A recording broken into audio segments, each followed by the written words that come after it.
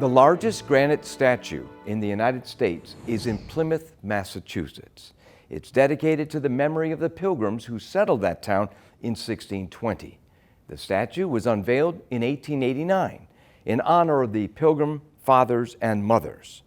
The founder of Coral Ridge Ministries, of which Providence Forum is now an offshoot, was Dr. D. James Kennedy. It was he who spoke at the 100th anniversary of the unveiling of the Forefathers Monument in Plymouth.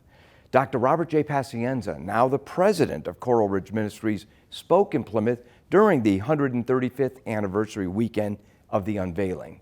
Plymouth resident Michelle Gallagher also spoke at the monument that weekend because she had written a guidebook about the impressive Forefathers Monument.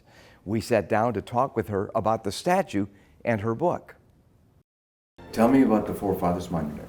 It is, if you come to Plymouth and you find it, because it's kind of tucked away in almost a residential neighborhood, and when you first walk up and see it, it's 81 feet tall, so it's massive. And probably the first question people ask is, why is it here? But what most people don't recognize is that when they built the monument, of course, the residential homes were not there, the trees had not grown up around it, so it was literally on one of the highest hills overlooking Plymouth Harbor.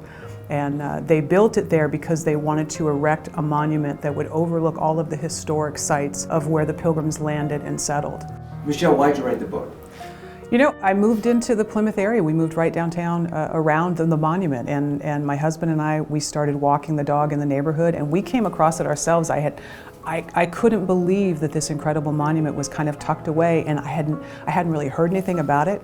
It was such an impressive monument. There's so much deep symbolism to the monument, and I had so many questions, and the more questions I had, the more I tried to find information about it, and it just seemed as if something so majestic deserved a wonderful guidebook that would explain what it is. And over time, God really put it on my heart to do that. I quit my job and I devoted myself to writing this book. It took me a couple years, and we finished it just in time for a bit of a belated celebration of the 400th. And I think it's just a beautiful monument to an inspiring memorial to the Pilgrim legacy, and it's just been a joy to do. Michelle, the Pilgrims came in 1620. Then 269 years later, in 1889, they built this beautiful monument in the honor of the Pilgrims. Almost 269 years later. So, why the delay? It's funny, there were several actual descendants of the Pilgrims who wanted to create a monument to their forefathers. And so they created something called the Pilgrim Society. And the purpose of the Pilgrim Society was to actually create a monument, but the very first thing they did was build a meeting house called Pilgrim Hall. And if you come to Plymouth today, you can go to Pilgrim Hall Museum, and it's filled with historic relics of the Pilgrims. Miles Standish's sword, the Geneva Bible, Governor Bradford, and some wonderful relics of the Pilgrim story.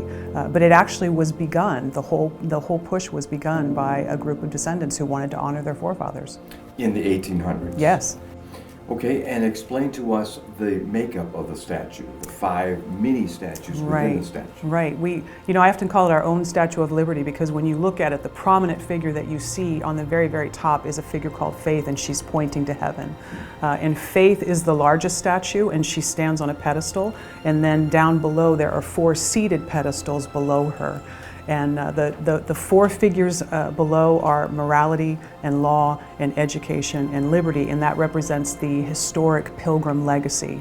And it's often called the Matrix of Liberty, and the way the designer, Hammett Billings, who conceived the monument, the way he designed it to be interpreted, if you will, is that you are to look to faith, and it is from faith in God that we receive morality, which is the first seated statue, the figure, and then morality forms the foundation for our laws, and our laws are transmitted through the figure of education and passed down through the generations, and that is how we achieve our liberty. So that's kind of how they get that concept of the Matrix of Liberty. Any closing remarks on the Forefathers Monument? If you have not had the opportunity to come and see it, it is one of the most inspiring things that you will see in America.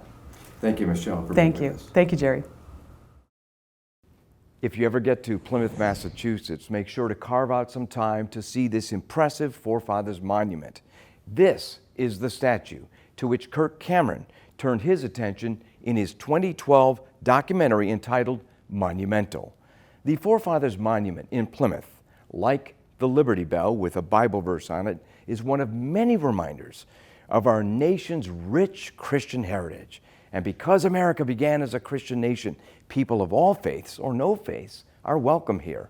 For Providence Forum, I'm Dr. Jerry Newcombe.